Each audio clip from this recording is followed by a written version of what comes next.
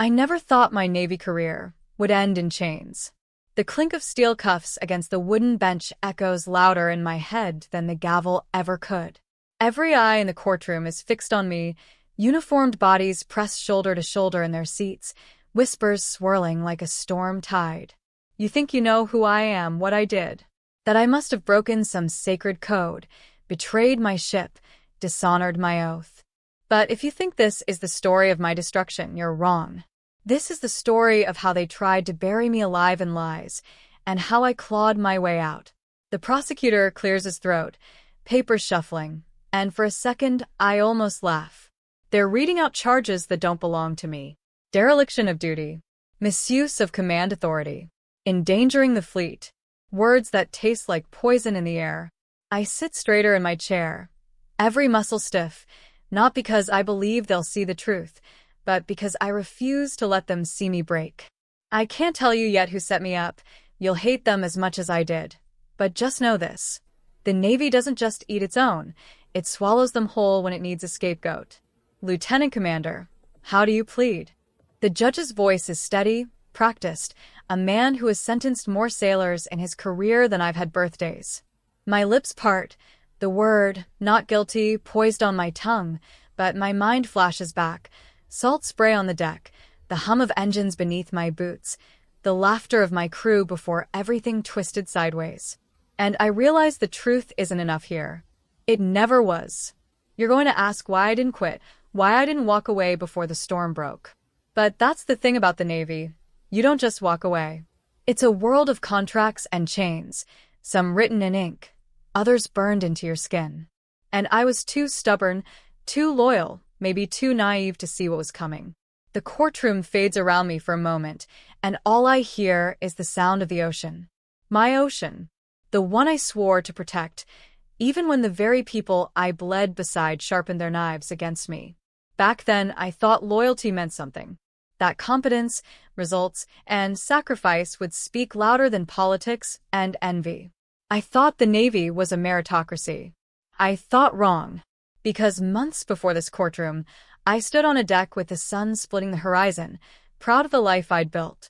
I didn't know the cracks forming beneath me, the whispers in the wardroom, the reports being doctored behind closed doors. I didn't know the trap was already set, that my every move was being twisted into the rope they'd used to hang me. The prosecutor slams another file down, pages spilling like entrails across the table. My name is in black ink on every sheet, tied to every failure I never committed. The audience shifts in their seats, a ripple of judgment tightening around me. I raise my chin and stare straight ahead. Because this isn't the end. It's only the beginning.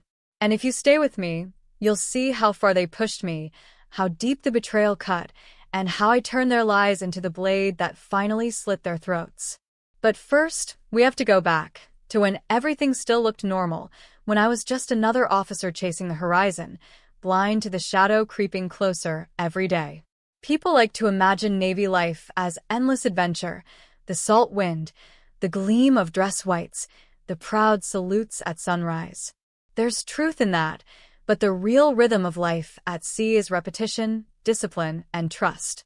My days blurred into early mornings, inspections, drills, and endless checklists. I thrived on it. Order gave me purpose. Structure gave me strength. My record was spotless, and for a while, my reputation matched it. I had the respect of my crew, at least most of them. The younger sailors came to me with questions they wouldn't risk asking their chiefs. I didn't mind. Teaching them reminded me why I was there, to serve, to guide, to make the Navy stronger than when I joined. When they succeeded, I succeeded. For a time, I almost believed that loyalty worked both ways. But if you've ever lived in a world ruled by rank, you know respect is fragile. It isn't earned once. It has to be re-earned every day. And sometimes, no matter how hard you work, someone will be waiting to chip away at it. The first cracks came as jokes. "You don't really think she can handle combat ops, do you?" said just loud enough in the wardroom for me to hear. A smirk shared between two officers as I entered the room. The patronizing, "Good job, ma'am," offered after I completed a drill flawlessly, as though I were some mascot proving women could keep up. Envy is an invisible current. You don't see it until it drags you under.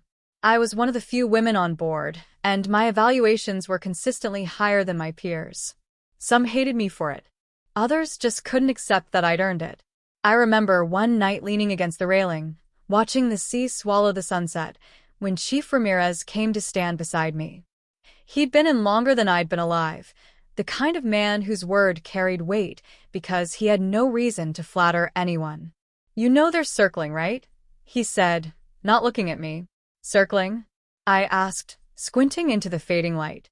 "The ones who smile at you in the wardroom, laugh at your jokes in front of the captain. Same ones who'd knife you in the back if it got them one rung higher." He turned to me then, his weathered face serious. "You're good, damn good. But that makes you a threat." I laughed, because what else could I do? "So, what's your advice?" "Keep my head down? Pretend not to notice." He shook his head. "No." "My advice? Keep being better. It'll drive em mad. But don't trust anyone too quick." At the time, I thought he was being overly cautious, the way old sailors sometimes are, always seeing ghosts in calm seas. I told myself I could handle it, that competence would silence doubt, that loyalty would beat envy. If only I'd known. If I'd known what orders were waiting for me that night, I would have left the ship forever. At first, it looked like bad luck. A misplaced assignment here, a confusing order there. Every officer runs into snags. The Navy isn't designed for comfort. But after a while, the pattern was too sharp to ignore. They started giving me assignments outside my scope, maintenance checks on gear I hadn't been trained for, logistics runs meant for junior officers. It wasn't the work itself that bothered me. I could handle anything. It was the way they smiled when the tasks landed on my desk, the little twist at the corner of their mouths, like they already knew how it would end. One morning I was ordered to run diagnostics on a radar system that had already been signed off by another division. I spent hours buried in cables and circuit boards, only to discover the system had been deliberately tampered with. Wires misaligned, connections severed, a perfect stage set for me to fail. I reported the problem up the chain, but by the time the inspection team arrived, the damage had mysteriously fixed itself. "Looks like you don't know what you're doing, Commander," one officer muttered as he walked past, loud enough for the whole crew to hear. Laughter followed me down the corridor. It didn't stop there. I was given intel reports with coordinates that didn't exist, then chewed out for not locating phantom supply ships. Orders for drills would come late, leaving me scrambling to assemble my division, only for superiors to arrive right on time and mark us down as unprepared. At first, I doubted myself. Maybe I'd misread the reports. Maybe I'd gotten sloppy. That's the thing about sabotage, it makes you question your own sanity. But then I caught one of my rivals, Lieutenant Harrow, laughing with another officer as they passed a doctored report back and forth like a joke. "Enjoy your next assignment?" he asked, smirking when he saw me. I stared him down but said nothing. In the Navy, you learn quickly. The more you protest, the more guilty you look. Still, my gut told me this was more than petty hazing. Someone was sharpening a blade, and I was the target. The breaking point came during a critical mission. We were tasked with shadowing a foreign vessel, routine surveillance, nothing extraordinary. I coordinated the watch, checked the equipment twice over, verified every order. But when the time came to transmit our position, the system crashed. Entirely. The backup failed too, as if someone had pulled the plug on our comms. By the time we scrambled to reboot, the vessel had slipped the perimeter. Command went wild. Fingers pointed straight at me. "You had one job," my superior barked, his face red with fury. "One job." The worst part? My crew, the ones I'd trusted, stared at me like I'd let them down. They didn't see the flicker of triumph in Harrow's eyes across the deck, didn't hear the whispered, "Knew she'd blow it," passing between the ranks. I wanted to scream, to tear the evidence from the systems and shove it in their faces. But the Navy doesn't work on truth. It works on perception, and the perception was already set. That night, lying in my bunk with the hum of the engines thrumming like a pulse under my skin, the realization sank in. This wasn't incompetence. This wasn't bad luck. This was a trap. The thing about the Navy is, once they decide you're a problem, you stop existing in plain sight. Orders get routed around you. Conversations end when you step into the room. Even the people you thought were allies learn to look past you because siding with the marked officer is career suicide. That's what happened to me. I filed reports, detailed, precise, naming the malfunctions, outlining the discrepancies, but my superiors skimmed them with glazed eyes, then tucked them away as if they'd never been written. "We'll look into it," they said, the bureaucratic kiss of death. They never did. Worse, my own division started shrinking from me. Sailors who once came to me for guidance now avoided eye contact. A few still offered polite nods, but loyalty evaporated quickly when whispers of incompetence drifted down the chain of command. You can't see the whispers, but you feel them, like a cold draft slipping through a sealed hatch. And then came the betrayal that gutted me. Ensign Clark. I thought of her as a protege, someone I'd mentored through rough drills, someone I defended when the chiefs chewed her out too harshly. We shared coffee on midwatches, swapped stories about home, even joked about surviving this madhouse together. Then I learned she'd testified against me in a closed-door inquiry. Claimed she'd seen me mishandle orders, misreport positions, even falsify logs. Lies so bold they would have been laughable if they weren't being taken as gospel.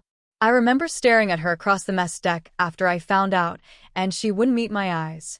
She sat stiff, clutching her tray like it might shield her from my fury. In that moment, I realized friendship is fragile currency in a world ruled by ambition. Turns out loyalty has a price. And I couldn't afford it. Paranoia set in fast. Every conversation felt staged, every glance suspicious. Sleep became impossible. I'd lie awake in my rack, staring at the steel ceiling, heart pounding with the hum of the engines, wondering who else had a knife hidden behind their salute. My temper frayed. I snapped at sailors who didn't deserve it, laughed bitterly at jokes that weren't funny. My reflection in the mirror looked more like a hunted animal than an officer. But anger kept me alive. Anger whispered that this wasn't just pettiness or rivalry anymore. It was too organized, too calculated. You don't orchestrate this kind of character assassination without someone higher pulling strings. Someone who wanted me gone badly enough to rewrite reality itself. And that's when the question dug in, sharp as a blade. Why me? I didn't have the answer yet. But I knew one thing. Whoever they were, they'd made a mistake. They thought isolating me would break me. Instead, it lit a fire I couldn't put out. The official charges landed like a torpedo, swift, brutal, and designed to sink me before I had a chance to breathe. They were typed neatly on letterhead, signed by men who'd never even looked me in the eye. Gross negligence. Failure to carry out lawful orders. Compromising fleet security. Words that didn't just threaten my career, they obliterated it. I sat alone in my quarters, the paper trembling in my hands, though my face remained stone. You'd think after weeks of whispers, after endless sabotage and betrayal, I would have expected this. But knowing you're being hunted is one thing, seeing the bullet with your name carved into it is another. I thought about quitting. God, I thought about it hard. Walking away, packing up my uniforms, handing back my ID. I'd given more than a decade to the Navy, bled for it. Sacrificed sleep, sanity, pieces of myself I'll never get back. And this was my reward. A neatly folded accusation, ready to be filed away and forgotten as the next ambitious officer climbed over my corpse. That night, I called home. My mother's voice came through the static, soft but heavy with worry. "You don't sound like yourself," she said. I wanted to lie, to tell her everything was fine. That deployment was wearing me down, nothing more. Instead, the words tumbled out in bitter fragments. "They've filed charges. My career's done. Maybe it's time to quit." There was silence on the line, the kind that feels like judgment. Then my father spoke, his tone clipped, military sharp even after all these years.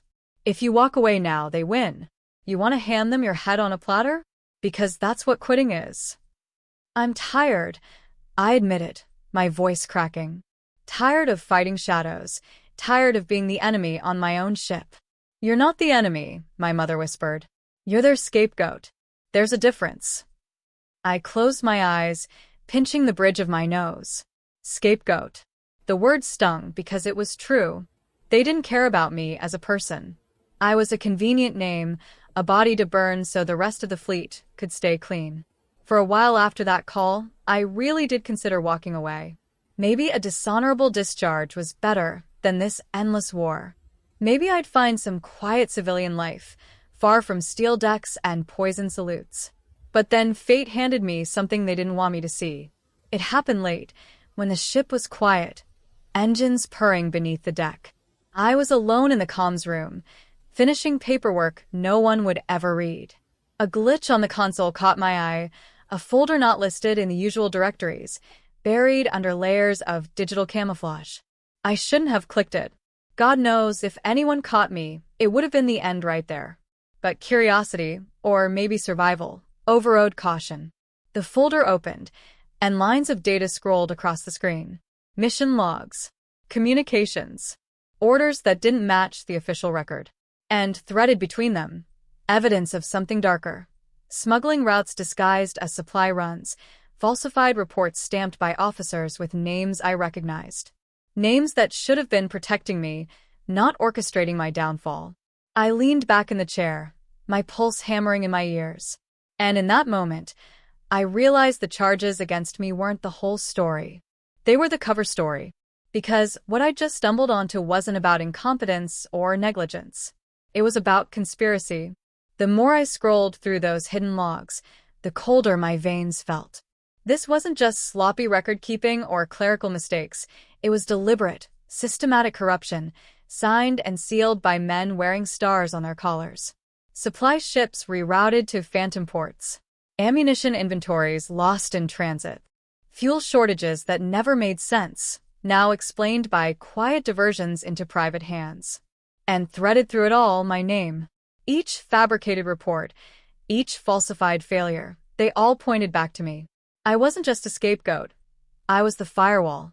They were feeding their sins into my record, building me into the perfect fall girl to protect their empire.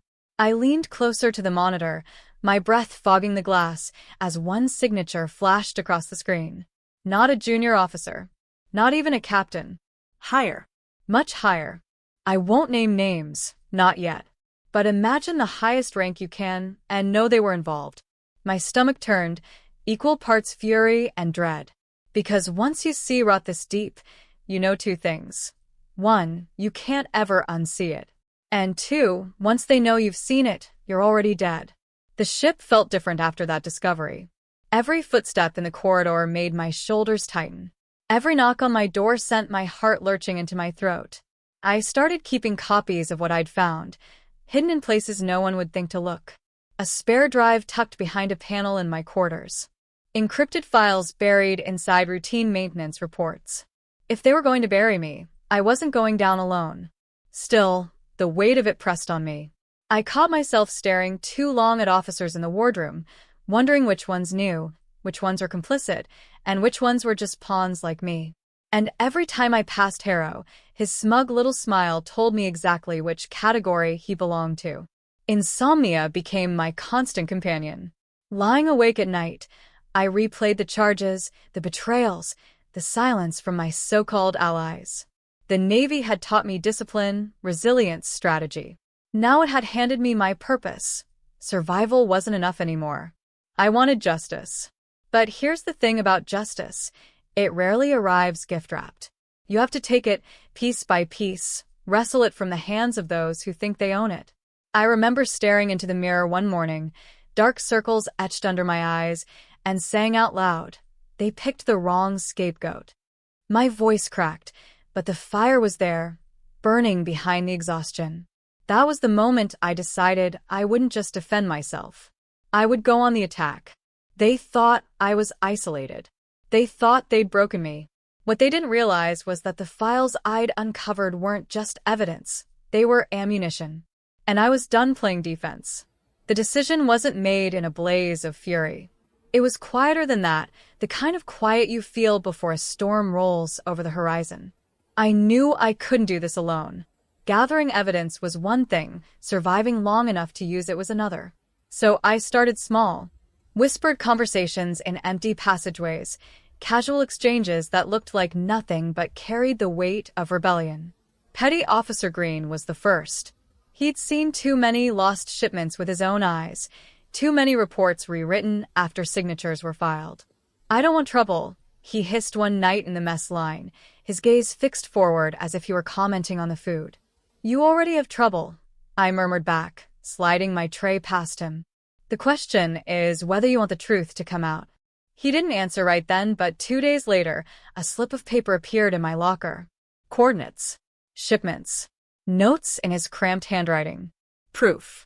Ramirez came next. The old chief had warned me early on that knives were circling. He didn't ask for details when I slipped him a redacted log, didn't press me when I said, "I need you to hold on to this." He just tucked it into his pocket and nodded. Trust doesn't always need words. Still, every move was a risk. I snuck into comms after hours, pulling files onto a drive while my heart pounded so loudly I swore it would trip the alarms. Once, footsteps echoed down the passageway just as I was sealing the panel behind me. I froze, hand on the bulkhead, until a pair of ensigns strolled past, too busy laughing at their own joke to notice my pale face. Another time, I was mid-transfer when the system pinged. Unauthorized access detected. My pulse spiked, fingers fumbling. For a heartbeat, I thought it was over. But then the warning cleared.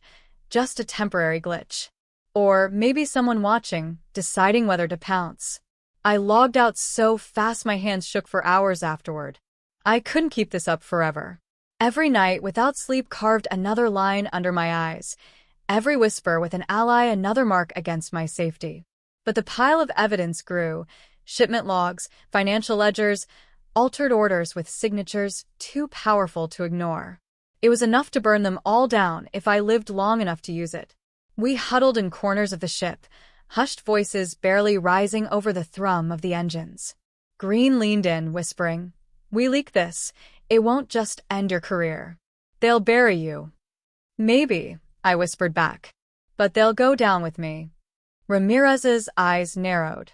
"You're playing a dangerous game, Commander." I managed a bitter smile. "No." "They set the game. I'm just changing the rules. And here's the part where I tell you, if you think this was dangerous, wait until you hear what happened next. Because gathering the evidence was just the beginning. Using it meant detonating the bomb in the middle of my own ship. That night, staring at the encrypted files spread across my console, I made my choice. Quiet defense hadn't saved me. Loyalty hadn't protected me. Truth alone wasn't enough. So I decided to leak it. Not to superiors, not through proper channels. I wasn't naive enough to believe those weren't compromised. I was going to the military press. The first article hit like a detonation. 1 minute, the ship hummed with its usual routines, the clatter of boots on steel, the murmur of sailors running drills. The next, whispers surged through the corridors like wildfire. Screens in the mess hall blared headlines I knew by heart because I had planted them. High-ranking Navy officers linked to smuggling and cover UPS. For a moment, I felt a savage flicker of triumph. My evidence had made it out. The world knew. But victory in the Navy is never clean. The command structure convulsed. Orders barked down the chain, contradicted each other by the hour. Some officers disappeared into closed-door meetings that stretched late into the night, emerging pale and tight-lipped. Others strutted around louder than ever, trying to mask the fear in their eyes. The fleet buzzed with rumors: who was guilty, who would fall, who would take the blame. And then, as I'd predicted, they pointed the crosshairs squarely at me. New accusations surfaced overnight, more damning than the first set. Fraud. Espionage. Leaking classified intel to enemy forces. They painted me as the mastermind, the one who had compromised the Navy's honor for personal gain. My name became the smokescreen, the sacrifice to keep the real traitors hidden. Walking the deck felt like walking a gauntlet. Conversations died when I approached. Some sailors avoided me outright, their gazes hard with suspicion. Others offered pitying looks, which felt worse. They didn't know whether I was a criminal or a whistleblower, and in a world built on obedience, doubt is fatal. The irony wasn't lost on me. I had exposed corruption, but in doing so, I had become the Navy's most wanted. Messages from the outside poured in. Journalists hungry for more, watchdog groups calling me brave, anonymous threats warning me to stop. My inbox was a war zone of praise and hatred, support and venom. And through it all, the Navy's official line grew sharper. I was the traitor. I was the danger. I was the reason the fleet trembled. At night, I stared at the bulkhead above my bunk, the thrum of engines masking the thrum of my own heart. Would the truth survive? Or would they bury it under mountains of paperwork and propaganda until no one remembered my name except as a cautionary tale? I can't answer that yet, not fully. But I can tell you this. The storm only grew darker. The whispers turned into subpoenas. The accusations hardened into charges. The higher-ups had decided on their next move. The trial was coming. The courtroom was colder than the sea itself. The air smelled of old wood polish and sweat, thick with judgment before the first word was even spoken.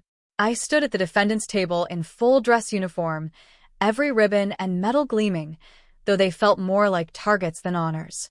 The judge's gavel came down. Proceed. The prosecutor rose, his voice smooth, confident, rehearsed.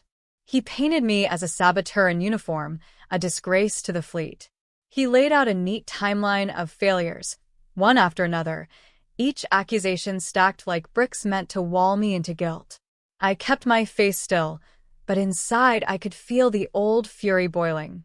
They wanted to reduce me to a headline, a cautionary tale, a scapegoat they could discard. Lieutenant Harrow was called to testify. He strode in with the smugness of a man who thought he'd already won. She neglected her duties. She falsified logs. She endangered us all. His words dripped poison, each sentence rehearsed, polished, designed to sting. I watched him carefully, memorizing every lie. And when it was my attorney's turn to cross-examine, I leaned in and whispered, "Ask him about the comms logs from March 14th. The attorney obliged. Harrow froze. Just a second, barely noticeable, but enough. The jury caught it. The judge caught it. That one flicker of fear cracked his polished facade. More witnesses came forward. Ensign Clark, my so-called friend, swore she'd seen me mishandle critical data. She didn't meet my eyes once. It hurt more than I wanted to admit, but I filed the pain away. I'd prepared for this. When my turn came, I rose slowly. My voice didn't shake. You've heard their words. Now it's time for the truth. I laid out the evidence piece by piece. Shipment logs that contradicted official reports, comms transcripts that showed orders rewritten after the fact, financial ledgers that pointed to money bleeding into private accounts. Each file projected on the screen cast a shadow longer than the last. Murmurs rippled through the room. The prosecutor objected, flustered, but the judge allowed it. The evidence is admissible. That's when I turned to the jury, my gaze steady. I was set up to fail. Every mistake they claim I made was engineered by men who outranked me, men who thought no one would notice or care. They needed someone to burn so their corruption could stay hidden. That someone was me. I let the silence hang before I added, "What would you have done in my place? Folded or fought?" For the first time since the trial began, I saw doubt flicker across the faces in the jury box. Doubt in the Navy's narrative. Doubt in the story of my guilt. Cross-examinations grew sharper. Ramirez, called as a witness, stood tall. I've served 30 years. I've seen good officers and bad ones. She's the best damn officer I've ever worked under. His words cut cleaner than any evidence. By the third day, the courtroom was less a trial and more a battlefield. My enemies' polished testimonies cracked under the weight of my documents. Their smug certainty eroded into stammers and contradictions. The tide was turning. But tides are dangerous things. They can carry you to safety or drag you under. On the final day, the judge's gavel struck once more. Members of the jury, have you reached a verdict? My heart pounded so hard I thought it might echo across the room. The jurors rose, papers trembling in their hands. I stood straighter, every nerve on fire. The foreman cleared his throat. We, the jury, find the defendant. The courtroom held its breath. You could feel it, the weight of every gaze, every heartbeat drumming like a war drum beneath the surface. The foreman's voice carried across the silence. We, the jury, find the defendant not guilty. The words cracked like thunder. For a second, I couldn't breathe. My knees nearly buckled, but I locked them in place. I refused to give them the satisfaction of seeing me falter. Not now. Not at the end. The prosecutor's face went pale, his neatly combed hair seeming ridiculous against the wreckage of his case. Harrow's smirk vanished, his jaw slack. Clark buried her head in her hands, unable to meet my stare. And then came the hammer blow. Sealed documents unsealed, names of senior officers read aloud, arrest warrants handed down in real time. The men who had tried to turn me into their scapegoat were marched out of the courtroom in cuffs, their medals and honors stripped away by the clink of chains. For the first time in months, I felt air rush into my lungs without burning. The judge turned to me, his expression neutral, but his voice steady. "Lieutenant Commander, you are cleared of all charges. The court recognizes your courage in bringing these matters to light. On behalf of the Navy, you have this court's respect." Respect. A word they'd tried to take from me. Hearing it again felt like standing on the deck during sunrise, the horizon wide open. But it didn't end there. Later that week, the command assembled on deck. Rows of sailors stood at attention, the ocean stretching endlessly behind them. The admiral, one of the few untouched by corruption, stepped forward. His salute was crisp, deliberate, a gesture heavy with meaning. And then, one by one, the sailors followed. Salutes rippled down the line until every hand was raised. Not because they had to, because they chose to. I raised mine back, my throat tight, eyes burning against the wind. That was the moment I understood. They hadn't destroyed me. They'd reforged me. They tried to destroy me, I told myself, voice low but steady. But instead, they made me stronger. The Navy didn't magically transform after that. Corruption doesn't vanish overnight, and betrayal leaves scars that no verdict can erase. But I had carved out something they couldn't take back, my honor, my vindication, my story. And now I'm telling it to you. You've heard every detail, every knife in the back, every shadow in the corridor. Maybe you've been in a place like that, cornered, doubted, betrayed by those who should have stood by you. Maybe not in uniform, maybe not at sea, but betrayal wears many faces. So let me ask you, if they betrayed you like they betrayed me, would you have fought back? Or would you have folded? Because I won't lie to you. Fighting back cost me. Friends vanished. Nights bled into months of fear and paranoia. I still wake sometimes to the phantom echo of chains against wood. But I wouldn't change it. Not for a second. They thought they could write me out of history, reduce me to a line in a file. Instead, I rewrote the ending myself. Justice isn't clean. It isn't easy, but it's real. And now, when I stand on deck, watching the sea stretch wide and endless, I know something with absolute certainty. Justice was delivered.